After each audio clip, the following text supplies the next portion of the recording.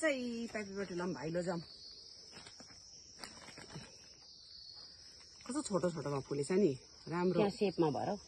उयो म त्यो लेनियर पनि राम्रो नभएर होला कि हो तर यो ठुल्ठुलो फुल्छ है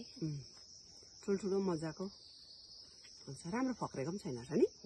भर्खर फुलेको अस्ति भर्खर फुलेको तल लाने भनेको होइन राम्रो देखियो राम्रो निस्क्यो उयो पनि छ छेउमा खिचौँ छेउमा खिच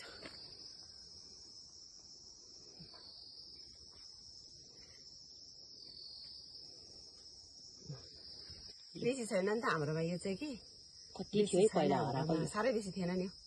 यहाँ हो मिठा त अलरेडी ल्याएको नि त अहिले यसलाई चाहिँ प्रोपागेट गर्नु भनेको चाहिँ यो ठुलो भएको छ हो के डिफ्रेन्स छ डिफ्रेन्स छ यो अलिअलि त्यहाँबाट हेर्नु त बाहिरबाट पछाडिबाट हेर्नु त पछाडिबाट देख्यो त हो अलिक ठुल्ठुलो यो यसको पेट्रोल अलिकति ठुलो छ हो पेट्रोल पछाडिबाट यल्लो बेसी छ यहाँ चाहिँ 3वटा भेराइटी छ यो अलगै हो इन्सिग्नी यो भाइलोजम प्यापिपेटुलम भाइलोजम प्यापिपेटुलम इन्सिग्नी अब यसलाई चाहिँ के भन्छ थाहा छैन र यो हो फोटो खिचेर पठाउनु यो अलगै अनि यो अलगै अलगै हो नि अलगै यो ठुलो हुँदो रहेछ नि त अलिकति भए